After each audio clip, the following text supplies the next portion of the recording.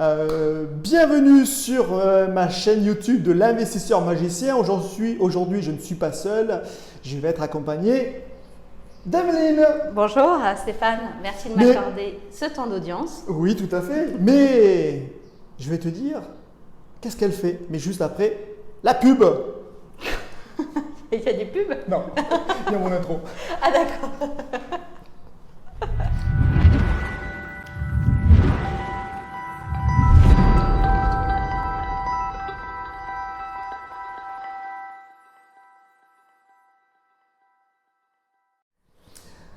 Alors, bonjour, je vais te présenter Emeline Chabert. Mais qui tu es? Eh bien, je ne suis pas magicienne contrairement à toi, mais je suis courtière. Eh ouais, une courtière. Une courtière, encore une de plus, malheureusement, voilà. Ah, mais une de plus, mais pas n'importe laquelle. Oui, c'est vrai. Oui, je pense qu'on peut dire ça. Parce que je crois qu'il y a quand même beaucoup de courtiers qui font la résidence principale, mais C'est après, l'investissement… Voilà, tout le monde peut faire de l'investissement en résidence principale. Par contre, oui, c'est vrai que si vous avez des projets en résidence locative, il faut vraiment aller voir un interlocuteur qui, pour le coup, est spécialisé dans le locatif. Surtout qu'apparemment, les investisseurs, on est un peu atypiques. Oui, vous ne rentrez pas du tout dans les cases. Voilà, oui, moi, je c'est suis ça. aucune case. Rien, aucune case, rien du tout. Bon, évitez par contre… Ah ouais, c'est ça. Parce que le problème, c'est que j'avais fait une interview avec Laure. Et suite à l'interview, elle a eu que des cas atypiques. Donc, s'il vous plaît, si vous êtes atypique, allez voir ailleurs. Voilà, enfin, un truc pas trop compliqué. Bah quand même, si. Moi, j'adore l'atypique. Oh putain. Bon, alors, bon, tu ne devrais pas dire ça. Voilà, oui, non, mais bien sûr, de manière édulcorée. Mais il y a quelques projets atypiques qui sont stimulants, le challenge. C'est ça le métier aussi, c'est avoir un peu de challenge. Voilà. Et puis c'est plaisant d'obtenir un prêt. Exactement, une vraie victoire, autant pour eux que pour moi. Ouais. J'investis par procuration avec mes clients. Ouais. Toi, bientôt? Moi, bientôt, oui, dès que je le pourrai. En effet, j'ai une situation qu'on peut qualifier. Mais par contre, elle cherche une courtière. Oui, voilà. Donc, amis courtiers, dans quelques mois, si vous êtes disponible, j'aurai sûrement besoin de vous. Voilà. N'hésitez pas à vous manifester. Non, mais c'est vrai, c'est bête, mais les coordonnées sont les plus mal chaussées. Hein. Ça se moi, la chasse immobilière, quand c'est pour moi, quand je n'étais pas chasseur, j'ai trouvé. Et quand j'ai voulu chercher pour moi, en étant chasseur, je n'ai pas trouvé. Et donc, je comprends. Au moins, ton dossier, tu peux le préparer. Oui, il est déjà prêt, il est joli, il y a du parfum dessus, voilà, il y a un petit bisou en rouge à lèvres. Voilà, c'est ça, oui, je me donne toutes mes chances. Vous voyez qu'est-ce qu'il faut faire. Hein. Voilà, c'est ça. Donc, si vous passez avec moi, et voilà, si votre dossier est compliqué, je mettrai un peu de parfum, des traces de rouge à lèvres pour faire danser le banquier. Et ça marche quand on a un banquier réceptif à la jante féminine. Et tu en es vu là comment? Alors, ce n'était pas du tout prévu. Mes études me portaient plutôt vers le côté sciences politiques. Voilà. Et après quelques essais à Paris non fructueux, j'ai décidé, oui, mais comme beaucoup de jeunes aujourd'hui, j'ai décidé de me reconvertir et je suis tombée par hasard dans le milieu de la banque. Donc, j'y ai fait mes armes 2 ans. Qui m'ont largement suffi. Et je suis devenue courtière. Et pourquoi je suis… À Paris ou à Lyon? Non, à Lyon. Ouais. Voilà, région Rhône-Alpes, on va dire. Pourquoi j'ai fait cette transition banque-courtage? C'était pour essayer de mettre un peu d'éthique. Alors, je sais que banque, courtage, éthique dans la même phrase, c'est compliqué à faire tenir. Mais l'immobilier éthique, ça peut marcher aussi. Donc voilà, j'ai voulu m'inscrire dans cette démarche éthique, tout simplement parce qu'en banque, on est des réels commerciaux. On ne va pas là où est l'intérêt du client et on a, je dirais, uniquement les possibilités qu'offre la banque. C'est-à-dire que chaque profil de client est différent et certaines banques ne se prêtent pas au projet du client alors que d'autres, oui. Voilà, donc c'est toutes ces raisons pour lesquelles j'ai décidé de quitter le monde de la banque et de me lancer dans le courtage pour vraiment œuvrer pour les clients de manière plutôt éthique. Côté client que côté Plutôt banque. Côté client, exactement. Oui. Cool. Et tu interviens que région Rhône-Alpes ou tu peux faire toute la France? Alors, région Rhône-Alpes, l'avantage c'est que j'ai l'intégralité des conventions en ce qui concerne les banques régionales et les banques nationales. Pour tout ce qui est hors Rhône-Alpes, là je n'ai que les conventions avec les banques nationales, donc qui ne sont pas forcément les plus facilitatrices pour des profils atypiques ou qui ont les meilleures conditions pour les investisseurs en termes de durée d'apport. Voilà, donc à privilégier plutôt un courtier dans votre région. Par contre, moi, région Rhône-Alpes, sans problème. Et si quelqu'un te dit, ouais, moi je veux absolument un taux hyper bas, hein, moi ce que je leur dis, c'est le prêt, c'est bon, c'est un peu pareil. Alors, je dirais que le taux n'a de réelle importance que dans l'achat d'une résidence principale. Voilà, donc tout simplement, je souhaite démystifier pour les investisseurs la notion de taux. Voilà, parce que quand on est investisseur, ce qui compte dans le cahier des charges, c'est pas tant le taux que la durée et le non-apport. Éventuellement, tout ce qui peut être différé d'amortissement, exonération d'indemnité de remboursement anticipé, voilà, toutes les petites choses qui font plaisir et le taux reste quand même néanmoins à la marge pour l'investissement. Après, le but du jeu, c'est que si ton emprunt est largement inférieur au revenu, c'est bingo, hein, il faut faire. Il faut arrêter. Moi, il y a des gens qui disent j'ai un 1, et quelques taux, est-ce que c'est bien? Non, mais t'as ton prêt? C'est bon, vas-y, go. Alors, en résidence principale, on peut se permettre. Oui, mais résidence principale, parce que tu ne gagnes pas de l'argent. C'est ça, donc on peut se permettre. Des fois, on peut gagner des techniques. C'est ça, voilà. On peut se permettre d'aller chercher une délégation d'assurance, par exemple, voilà, de tirer vraiment les coûts vers le bas. Dans le cas d'un investissement locatif, je dirais que ce qui compte vraiment, c'est de trouver la banque qui finance sans apport. Et sur la durée la plus longue, notamment 25 ans. Ça marche encore? Oui. Ouais. Oui. Ça va être plus en plus difficile? Non, on a 2-3 banques en France qui permettent de faire ce genre d'opération. Ce sont dans leurs règles d'engagement, donc ce sont des règles pérennes. Oui. Donc c'est cool. Parce que là, les taux, à l'heure actuelle, donc on tourne en juillet 2019. Voilà, juillet, oui. On ne fait pas de la rediff, c'est en live. Juillet 2019. Et c'est vrai, les taux sont hyper bas. Ils sont à l'heure actuelle, ils sont à combien? Sur des beaux profils en résidence principale, sur 20 ans, on approche facilement les 1%. Voilà. C'est un truc de fou. Même en locatif, là actuellement, on est peut-être allé à 1,2 sur 20 ans. On peut même aller tirer potentiellement plus bas. Je dirais que c'est une moyenne, mais oui, en effet. Donc là, je dirais que le plus important, c'est vraiment de trouver, et ce qui est problématique après pour les investisseurs, c'est de trouver un vrai partenaire bancaire, même si au niveau des taux, on est peut-être un peu plus haut que la norme, mais au moins on s'assure d'avoir des règles d'octroi, de prêt, du réapport qui correspondent à leur cahier des charges futur. Donc c'est pour ça, un des premiers problèmes qu'on rencontre en étant investisseur, c'est que des fois, on va là où le taux nous porte. On fait une banque avec un investissement dans une autre, etc. Et au bout du troisième, on a déjà 3 banques. Et aujourd'hui, les taux sont tellement bas que les banques demandent des réciprocités. Et les réciprocités, ce sont la domiciliation des revenus, locatifs, professionnels, l'épargne, la carte bancaire, enfin voilà. C'est un partenaire, hein? Voilà, c'est un partenaire. Moi, maintenant que c'est un partenaire, je sais que je n'irai plus trop dans d'autres banques. Je vais voir avec elle. Exactement. Et j'ai pris l'assurance voiture, tu vois. Je n'avais pas spécialement besoin, je ne gagnais pas énormément, mais je lui ai pris parce qu'elle m'a accordé mon prêt. Oui. Et bien, je lui ai fait ce cadeau, entre guillemets, mais parce que sur le prêt, elle ne gagne rien, la banque. Non, voilà, elle met 7 à 8 ans à commencer dans les clous, sachant que la durée de détention d'un bien en France, c'est 7 ans. Voilà, c'est un produit d'appel. Le prêt aujourd'hui est un produit d'appel, là où elle gagne du PNB. Produit net bancaire, c'est vraiment sur les à côté, les assurances emprunteurs, les assurances du bien, la domiciliation des revenus, l'épargne longue, etc. Et donc je reviens juste pour boucler la boucle sur le fait d'avoir plusieurs banques. Pourquoi c'est un frein? Parce que donc, les banques demandent des réciprocités, mais quand vous avez déjà 2-3 banques, que pouvez-vous mettre dans la balance? Voilà, donc je dirais essayer de bien viser juste dès le premier investissement ou le deuxième si vous avez raté le coche. Ne pas se focaliser sur le taux, mais plutôt sur les conditions d'octroi du prêt. Vous écoutez, parce que des fois, on entend sur YouTube un peu de tout et n'importe quoi, de formateurs. Voilà. Non, voilà. Il y a ce qu'il y a sur le papier. Il y a des montages qui sont très bien, qui sont faits par des professionnels, avec des SCI, des SARL de famille, etc. Mais après, la réalité prend le pas, c'est comment se faire financer ce genre d'opération. La banque va demander à ce qu'il y ait une vraie justification. Donc je prends un exemple un peu caricatural, mais un petit jeune qui débute dans la vie, qui gagne 1 200 €, qui veut faire un investissement locatif avec son frère, sa soeur ou un collègue, monter quelque chose en SCI, à l'IS, etc. Ça n'a pas d'intérêt pour la banque. Restons simples. Mais moi, il y en a qui me disent « Ah mais attends, tu es rentier, machin chouette, donc tu as des SCI, des holdings, hein ?» Non, tout en nom propre. Oui, voilà. Jusqu'au jour où je vais peut-être payer beaucoup d'impôts. Enfin, à l'heure actuelle, je ne paye pas d'impôts, rien.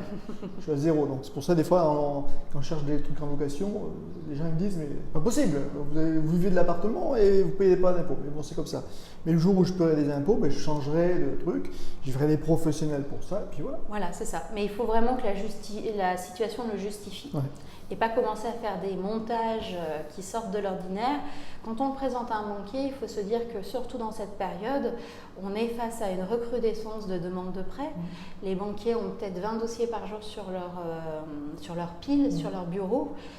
Commencer avec des montages, voilà, moi j'ai juste édulcoré un petit peu. Voilà, c'est juste un dossier. Oui, parce qu'elle a enlevé tout le bordel à l'avant. Voilà, moi je dis non, mais il en faut quand même. Avant que t'arrives. Sinon ça fait trop hôpital. Mais il faut comprendre qu'il faut donner envie au banquier ou à la banquière. Elle a énormément de dossiers. J'ai même en ce moment des banques qui me ferment les portes pour les investisseurs. Elles ont tellement de flux qu'elles se concentrent sur la résidence principale, des choses assez simples. Donc, essayez de ne pas faire compliqué, surtout si l'opération, de fait, ne vous donne pas un avantage substantiel avec une réduction d'impôt, par exemple, énorme. Voilà. C'est juste un peu de confort, il vaut mieux privilégier quelque chose de plus simple. C'est clair. Voilà.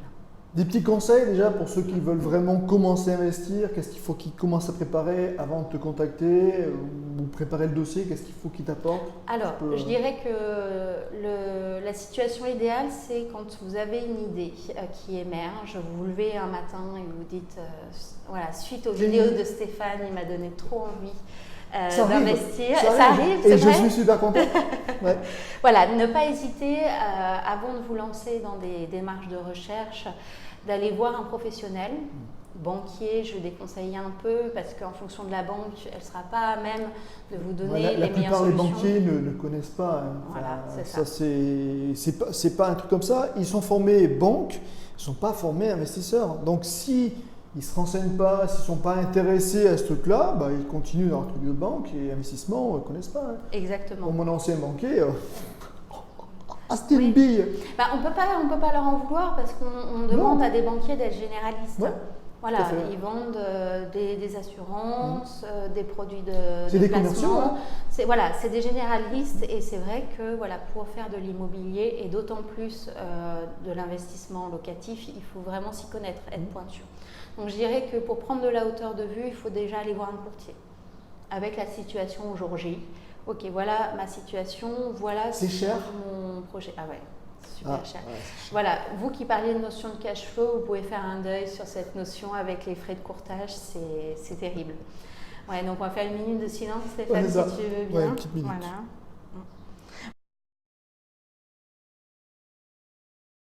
Bon, voilà, on a coupé un petit peu cette minute de silence. Non. Donc les courtiers, sauf ceux qui prennent des frais de dossier, ne coûtent rien jusqu'à la finalisation du dossier chez le notaire. C'est comme nous, c'est au moment de la vente qu'on est payé. Voilà, c'est ça. Exactement le même Donc c'est principe. transparent. Enfin, moi j'ai vu à chaque fois, c'était presque transparent. À part s'il y en a qui prennent des frais de dossier. Mais voilà. C'est ça, exactement. Donc non, il ne faut pas avoir peur d'aller voir un courtier. Lui, il aura la hauteur de vue. Il connaît les banques qui sont pro-investisseurs et il pourra tout de suite vous aiguiller. Après, il y a des stratégies à avoir. Je sais que ce qui est un peu contre nature pour vous, investisseurs, c'est d'être propriétaire de sa résidence principale. Voilà, pour beaucoup d'entre vous, ce n'est pas un bon calcul. Malgré tout, pour la banque, c'est souvent un prérequis. Et voilà. Ah, c'est quelque chose que tu essaies de défendre. Ouais, mais j'aime bien que tu le dises parce que voilà, d'une pro, parce que souvent, malheureusement sur Internet, on dit attention, il ne faut pas sa résidence principale, surtout pas, c'est la grosse galère.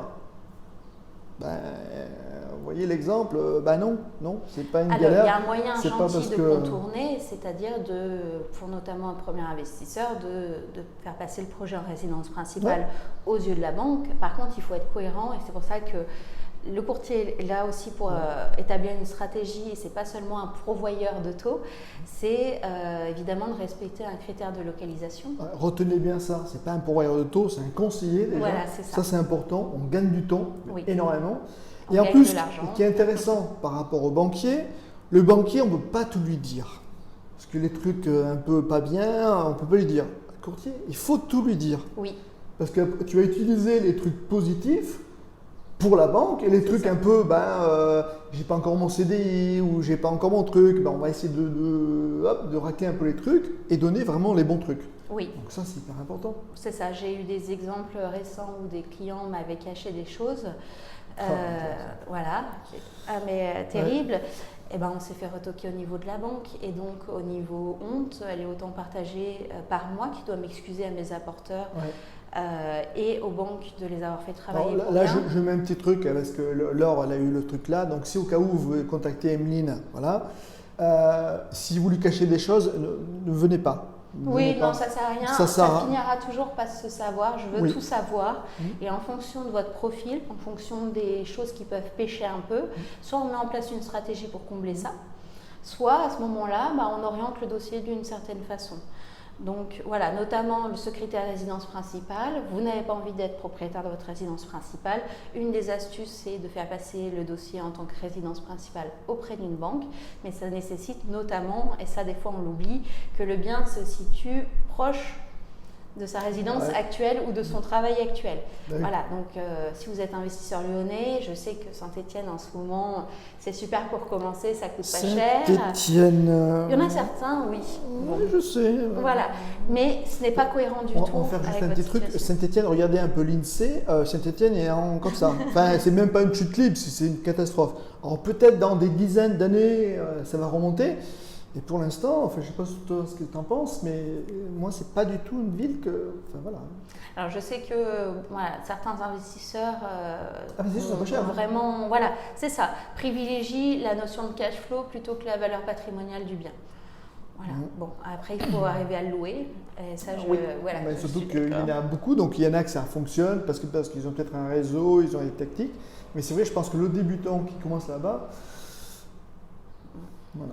Moi, hier soir, j'ai eu des clients, pareil, ils voulaient investir peut-être dans la campagne ou à Lyon. J'ai écouté peut-être pour le premier mai, tu vas me dire si c'est bien ou pas, mais il faut mieux un truc même patrimonial, ça ne rapporte pas énormément de cash flow, mais que ça gagne même, je sais pas, 100, 200 euros par mois. Mais par contre, c'est une valeur sûre. Pour la banque, on va dire, oui, on l'a acheté à Lyon, ils ont acheté à Villeurbanne, voilà, c'est du sûr, on connaît. C'est ça. Il n'y a pas de problème, parce qu'ils connaissent les prix du marché aussi. Oui. Parce que tu commences à aller dans les villes un peu, où je suis sûr qu'ils ont des voyants rouges dans les villes. Oui, et puis surtout quand notamment vous achetez des immeubles de rapport au fin fond de la campagne, quand ce sont des logements vacants. Alors là, vous pouvez être sûr de faire fuir. Là où par contre le voyant repasse à l'orange vert, quand tout est loué et que ça tourne bien, qu'on voit que les baux sont signés depuis quelques années. Donc ça permet une certaine stabilité. La banque peut réellement prendre en compte tous ses revenus dans le calcul d'endettement. Voilà, donc c'est vrai que si vous lancez sur une première opération ou une opération de plus grande envergure, privilégiez les biens qui sont loués au moins à moitié, 2/3, ça rassure la banque. Et oui, surtout pour les premiers trucs. Après, quand on commence un peu à être un expert, entre guillemets, là on peut se lâcher un peu. Mais en tout cas, alors, se lâcher, non, mais se lâcher raisonnablement. Parce qu'aujourd'hui, je dirais que quand vous rencontrez votre banquier, ce n'est pas lui qu'il faut convaincre. Une fois qu'on présente le dossier, c'est la caution, c'est la garantie. Aujourd'hui, la plupart des banques fonctionnent avec un organisme externe, propre à leur groupement de banques, mais ce sont eux qui vont prendre la décision. De prendre le risque de suivre le projet. Donc les cautions bancaires, du coup, ont vraiment une grille. Donc c'est pour ça que je dirais, même si vous rencontrez un banquier qui vous dit « j'adore votre projet », la garantie remet tout de suite le projet dans un contexte un peu classique. La garantie, c'est vous êtes propriétaire de votre résidence principale, vous avez de l'argent de côté et vous pourrez investir tranquillement. Voilà. Et il faut qu'on fasse, les choses se déroulent un peu de manière classique, voire réac. Voilà. Et c'est pour ça que vous avez plusieurs interlocuteurs à convaincre. Ok, cool. S'ils veulent te contacter, donc je mettrai sous la vidéo bien sûr ces contacts. T'oublie pas aussi, parce que ça j'oublie à chaque fois, de t'abonner. Là, c'est là, je crois, c'est juste là. Parce que sinon tu vas rater des vidéos, ça c'est dommage. S'ils veulent te contacter, donc ils auront tes informations en dessous. Oui. Qu'est-ce qu'ils peuvent déjà préparer comme document? Qu'est-ce que tu as besoin? Voilà, alors moi j'ai besoin d'avoir une vision globale de leur situation, donc tout ce qui est revenus, tout ce qui est charges de prêt, notamment, voilà, charge de loyer actuelle, d'avoir une vision de leur patrimoine mobilier, immobilier, et surtout, je dirais, le Graal, et ce qui fait pencher la balance vers un oui, c'est la situation des comptes, Stéphane. Voilà. Aujourd'hui, on peut être bon dans les ratios, être à moins de 30% d'endettement, avoir un reste à vivre confortable si la situation du compte est un peu chaotique. Si aujourd'hui, avec un loyer de 500 €, même si vous êtes à 15% d'endettement, vous n'arrivez pas à mettre d'argent de côté, vous pouvez emprunter sur le papier jusqu'à 900 € voilà, par mois, avoir une mensualité de 900 € par mois. Mais si la banque ne voit pas que vous comblez cette future, ce futur delta, la mensualité, c'est ce qu'on appelle le surcharge. Si on voit que le client ne peut pas faire cet effort-là, c'est foutu. C'est fichu.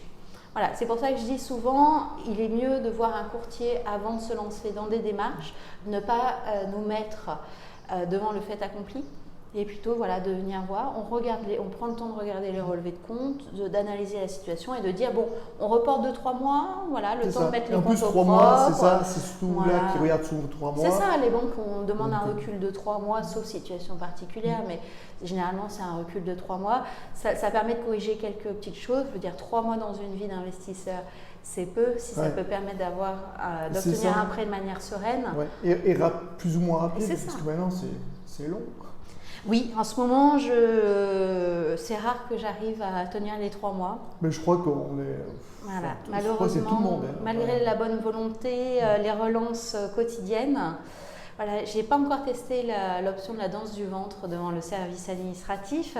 Peut-être que ça pourrait faire avancer plus. Mais donc là, on va arriver au mois d'août. Alors là, c'est... Voilà, il y a certaines banques qui, le service qui s'occupe des prêts, entre le moment où ils reçoivent le prêt chez eux et le moment où ils appuient sur le bouton édition des offres, on est à 4 semaines. Voilà. Donc n'attendez pas, s'il vous plaît, le dernier moment pour commencer le projet. Il faut déjà préparer avant. Moi, je dis, c'est ça, on prépare avant. Et au moment où on a le compromis, c'est parti. Le dossier est déjà pré-monté. Voilà, exactement. Ouais. On attend le compromis, on attend éventuellement les devis travaux. Alors, je veux préciser, en ce moment, j'ai beaucoup de dossiers où il y a une grosse enveloppe travaux. Ça nécessite l'intervention de plusieurs artisans. On attend les artisans qui se coordonnent, etc. On n'a que 3 mois. Et souvent, les artisans vous donnent un devis au bout d'un mois et demi, 2 mois. Voilà, c'est un peu short, surtout quand on est sur un gros projet où là, on va avoir une analyse risque peut-être plus importante. Donc surtout, entre le moment où vous visitez le premier bien et que vous savez que vous allez vous positionner, commencez à activer votre réseau d'artisans qui vous donne déjà une première enveloppe. C'est pas facile, Et c'est pas facile, oui, surtout dans cette période. Il faut motiver les troupes. Ouais, un petit truc, j'ai eu un dernier projet que j'ai fait avec un client, qui est maintenant presque un ami, qui avait amené des artisans de Saint-Étienne. À Lyon-Saint-Étienne, je suis anti-foot, donc pas de souci. Mais j'ai dit aux deux artisans, si vous voulez vous implanter sur le marché lyonnais, qui étaient intéressés en plus à venir sur le marché lyonnais, on dit ouais, super, impeccable, écoutez, faites bien les travaux, puis moi si je vois que c'est nickel, moi je vous prends dans mes contacts et je vais vous diffuser, donc le boulot vous en aurez plein. Mais ils ont fait le boulot de merde. En retard, la finition pas terrible, c'est quelqu'un qui a raté. Donc si vous êtes corps de métier, tout ça, vous pouvez me contacter aussi. Et puis on en demande. Donc j'en ai une très bien, c'est François et Renaud. Son temps et en heure, je les recommande. Les yeux fermés, ils font du très bon travail. Mais c'est vrai, c'est difficile d'avoir des gens en temps, en heure, bien fait, mais bon. Comme les courtiers. Ça dépend lesquels. Mais bien sûr. Mais bon sang, bien sûr. Mais c'est pour ça que je t'ai interrogé, pas quelqu'un d'autre. Non, c'est pas parce que t'en fais plus. Voilà, t'en fais plus. Maintenant, je t'ai interrogé sur autre chose. Voilà, en aucune manière, ce n'est pour faire de l'ombre à toi alors. Ah oui, mais non. Ah, c'était pas du tout. Mais tu étais au courant. Ah oui, c'est bon, tu l'avais prévu. C'est bon. Elle a signé une décharge. Bon. Autre chose à dire, non? Non, je dirais que les dossiers compliqués, s'il vous plaît, il y a une saisonnalité en banque. Donc les dossiers qui vont prendre du temps, un peu atypiques, qui vont prendre du temps aux banquiers, éviter certaines périodes. L'été et le mois de décembre. Voilà, où je dirais qu'il ne se passe pas grand-chose. Ouais. Au mois de décembre, les banques doivent terminer tout ce qui est préconventionné, pré-réglementé. Voilà, parce que chaque année, on a des lois différentes, notamment le PTZ. Voilà, et ça évolue chaque année et ça doit se terminer avant la fin de l'année civile. Donc voilà. Surtout, et puis il y a aussi Noël, donc il y a un jour, on dirait que ça bloque tout le mois. C'est ça, c'est un truc de fou. Il faut comprendre que le 1er décembre, on se projette déjà aux vacances. Donc pendant 15 jours, on est dans la projection de vacances et puis le travail, il attendra tranquillement la rentrée de janvier. Pendant que l'investisseur, il est comme ça. Donc après, c'est les notaires qui s'envoient entre eux, puis après, c'est les propriétaires avec le vendeur. Enfin, voilà, et puis le courtier dans la chaîne aussi qui c'est tout le monde qui... Voilà, c'est ça. Donc s'il vous plaît, on évite les crises de nerfs entre la dinde, les marrons et le sapin de Noël. Mais je pense aussi, moi je pense que moi je marche beaucoup feeling avec toi. Et je pense qu'il faut faire aussi pareil. Donc si vous ne prenez pas Émile, vous prenez quelqu'un d'autre. Peu importe. Je pense qu'il faut vraiment avoir le feeling et que ça passe. C'est-à-dire qu'il faut tout dire. Surtout à toi, un courtier, on peut tout dire, un banquier non, mais un courtier, on peut tout dire et il faut tout dire. Et ça, je pense que c'est hyper important et c'est comme ça qu'en plus qu'on avance. Oui, on absolument. fait 1, 2, 3 projets, X projets. Et préparez-vous en avance, allez voir un courtier avant de vous lancer, ça vous permettra aussi de connaître, je dirais, le facteur temporel. Parce qu'on peut déjà avoir fait un investissement il y a quelques mois. Néanmoins, le facteur temps ne s'y prête pas. Vous êtes encore en différé. Les travaux sont en cours, il n'y a pas encore de locataire. Même si sur le papier, vous avez encore une marge de manœuvre énorme pour investir, chaque chose en son temps. Voilà. Et je sais que notamment le différé est très prisé des investisseurs, mais je préfère le dire. J'ai jamais fait. C'est vrai. Voilà. Mais du coup, pour beaucoup, c'est un vrai critère incontournable à user avec modération, surtout si vous souhaitez investir dans un laps de temps assez court. Voilà, Parce que la banque, le différé, elle s'en fout. Elle dit, mais non, bientôt il aura ça. Donc, dans tous les cas, que le différé vienne de commencer ou arrive pratiquement à son terme, la banque retiendra automatiquement la mensualité pleine. Par contre, ce qui peut être bloquant pour le différé, c'est ça donne cette notion de c'est trop précoce. Pourquoi c'est trop précoce? Parce que la banque n'a pas vu la capacité du client à payer sa mensualité pleine et totale et à mettre l'argent de côté. C'est-à-dire qu'en termes de cash flow, avec un différé où vous payez 200 € par mois, le cash flow est énorme. Mais quand vous allez avoir une mensualité pleine et totale, la banque ne peut pas se rendre compte de ça. Normal. Donc le différé avec parcimonie, arrêtez-le. Alors évidemment, en attendant l'aval d'un courtier ou d'un banquier, arrêtez-le quand même quelques mois avant de vous reprojeter sur un projet pour montrer à la banque que vous êtes bien en capacité d'assumer ce premier projet. Le projet d'avant, en tout cas pour les salariés. Ou alors, je sais pas, tu gagnes 500 € de plus, il faut absolument ces 500 € de plus, tu les mets un virement automatique. Mais même avec ça, il y a certaines banques, certaines garanties qui sont un peu réticentes. Donc potentiellement, on peut en faire passer un quand il y en a un différé, mais à faire 6 investissements en 2 ans et tous en différé, au bout d'un moment, voilà. Donc évidemment, sur YouTube, vous trouverez des personnes qui ont réussi à le faire. Ce n'est pas la norme, c'est pas forcément vrai. Et puis on va faire un petit truc et sur YouTube, on fera de tout et de n'importe quoi, beaucoup de grands feux d'artifice. C'est ça. Et quand on creuse un peu derrière, on dit ah ouais, mais ça il a pas dit, ah mais ça non plus, ah mais ouais, mais il a fait ça, tac tac. Donc voilà, évitez un peu tous les gens qui font un peu de feu d'artifice. Donc je sais que je vais pas dire des noms parce que sinon je vais me faire fusiller. Déjà une fois, j'avais fait une vidéo sur la formation d'Olivier Seban. Oh, ça va donner. Hein. Oui, parce que je l'ai un peu, j'ai mis 5 sur 10 cette formation. Ah oui, là tu prends des risques aussi. Ah oui, j'ai pris des risques, oui. Alors, bientôt, oui, parce que c'est la sœur de Maxence Chabert. Oui. Pourquoi tu as vendu la mèche? Ah mince, bon, c'est pas grave. Parce que bientôt, je vais faire une vidéo sur son frère. Je peux dire sa note? Avec plaisir. Ok, mais je mets 11 sur 10, voilà. Bon, ça me fait plaisir. Ouais, je mets 11. Mais en plus, c'est réel, c'est pas parce qu'il m'a donné un chèque ni rien du tout. C'est quoi que je dois dépasser là? Ouais, mais c'est ça, oui, mais c'est le chèque. Il faut pas dire ça. Et moi, tu me donneras combien? Alors, tu as intérêt on verra après. Ouais. On verra après. Avant que je parle, il faut que je parte. Voilà, une fois que tu auras quitté la porte. Parce qu'il y a déjà tout fermé, c'est pour ça qu'il faut que je fasse gaffe. Voilà, je contrôle tout avant de partir. Ouais. En plus, j'avais contrôlé la vidéo, ainsi de suite. Donc, j'espère qu'elle a marché. Oui, parce que ça fait quand même 20 minutes qu'on est en train de parler pour rien, ce serait quand même dommage. Ouais. Donc oui, dites tout, allez voir quand même un courtier, même si vous êtes avisé. Mais je pense que c'est le premier à avoir presque. C'est le premier à voir pour un premier projet. Après, quand vous êtes multi-investisseur, serial investisseur, allez voir votre banque, votre partenaire. Voilà, ne pas forcément aller voir un courtier quand vous avez votre banque qui vous suit. Oui. Exploitez le filon jusqu'au bout. Et après, potentiellement, quand vous avez un encours trop élevé ou un banquier qui change, un directeur d'agence un peu plus… Ça, c'est le problème aussi. Quand ça change, on perd un peu tout le contact parce qu'on est dans l'humain. Je suis désolé, il y en a qui me disent « Ah, mais t'es à quelle banque ?» Mais c'est pas la banque qui fait le truc, à part certaines banques qui sont un peu spécialisées sur tel truc. Mais c'est la personne, c'est de l'humain. Les banques sont capables de tout faire. Voilà. Après, on a des règles qui sont classiques, je dirais, que vous soyez déjà client, prospect. Mais après, une fois que vous êtes client, les banques vont aussi se donner les moyens de vous garder et de pouvoir faire quelques entorses. Donc, je dirais, le courtier pour un premier investissement ou si vous avez exploité le filon de votre banque, sinon, c'est votre banque en priorité pour éviter la multibancarisation. Et le fait qu'après, les banques sont un petit peu réticentes à vous prêter quand elles voient que vous avez déjà 3, 4, 5 banques avec qui vous avez fait des projets et avec qui vous n'avez jamais joué le jeu. Et oui. Et voilà, ça vous décrédibilise totalement. Je dirais aussi, tu parlais de filouterie tout à l'heure, feu d'artifice, évitez les projets multiples que vous ne déclarez pas. Voilà, j'ai déjà eu le cas. Non, voilà. Déjà, je ne vous accompagnerai pas. Déjà, c'est illégal. Si vous vous plantez, vous n'avez pas intérêt à demander de l'aide à qui que ce soit. Ça va vous retomber dessus. Mais c'est surtout que quand vous faites des coups de Trafalgar à certaines banques et que vous continuez les investissements, il n'y a pas non plus 50 banques en France et on se retrouve vite à devoir les solliciter.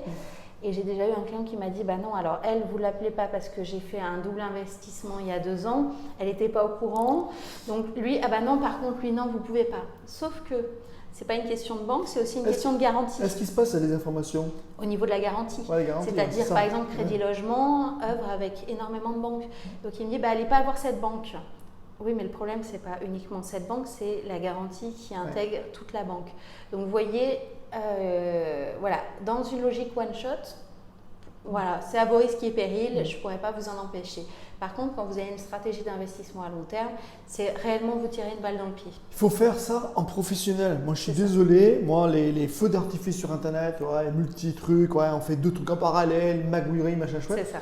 C'est bien beau au début, mais vous n'allez pas loin après. Donc, faites un truc pro avec des pros.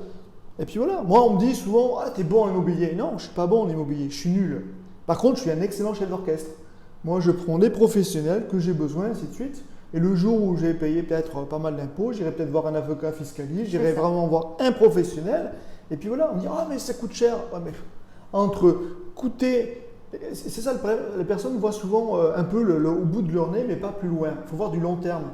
Ça s'appelle un investissement. C'est ça. Et je voulais aussi démystifier, ça tombe bien que tu en parles, cette notion, parce qu'on est un courtier, on est catégorisé en 2, courtier gratuit, courtier payant. Ouais. Alors, courtier gratuit, voilà, ils ont leur raison d'être aussi. La principale limite, c'est que donc ils sont dépendants uniquement des commissions banques.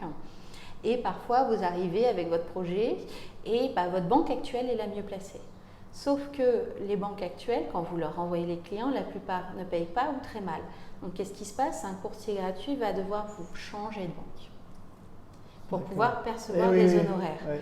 Le fait d'aller voir un courtier payant, dont je fais partie, garantit cette transparence-là, c'est-à-dire que je peux vous ramener auprès de votre banque sans avoir de problème en me disant bon, je ne savais pas payer la banque, c'est pas grave.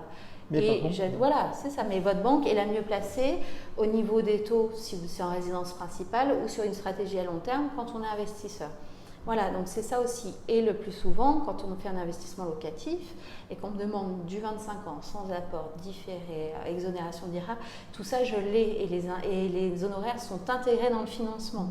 Donc j'ai envie de vous dire 1% du montant emprunté dans la limite de 3 000 €, c'est-à-dire que sur un investissement sur 200 000, 2 000 € distillés sur 25 ans. Et oui. Voilà, alors qu'on gagne en stratégie à long terme parce qu'on a le bon partenaire tout de suite.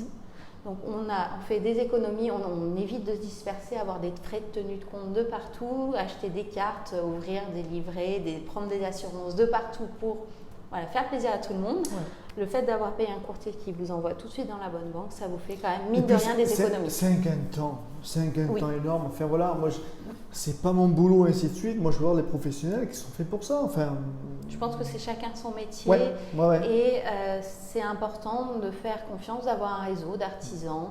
Voilà, dans l'immobilier, c'est important parce qu'il y a tout et rien comme n'importe où. Oui. Et que ce sont des investissements qui sont pour la plupart les investissements d'une vie ou pas loin. Donc il ne faut pas se tromper. Et voilà, plutôt que d'économiser 3 francs 6 sous. Mais moi, j'en suis là grâce à mon réseau, et ainsi de suite. C'est ça. Et puis, c'est excellent. Enfin, il n'y a que ça de bien. C'est ça. Donc misez sur le réseau, vous préparez avant. L'investissement, ça se réfléchit, ça se pense, ça se travaille. Et surtout, ça doit être conforté par un professionnel du financement. Et oui. C'est le mot de la fin? Bah oui, si ça te va. Ben, moi, Tu ça veux que va je bien. refasse une autre Non, phrase? c'est bon. Non, ça va? J'espère que c'est Elle est enregistré. bonne. Merci beaucoup. En Merci tout cas. à toi de m'avoir permis de Je mettrai m'exprimer. tes informations sous la vidéo. Avec plaisir. Ou ils me contactent et puis je t'envoie. Puis voilà, on verra bien. À Eh bientôt. ben, à très bientôt, j'espère. Merci. Merci. Salut. Merci beaucoup.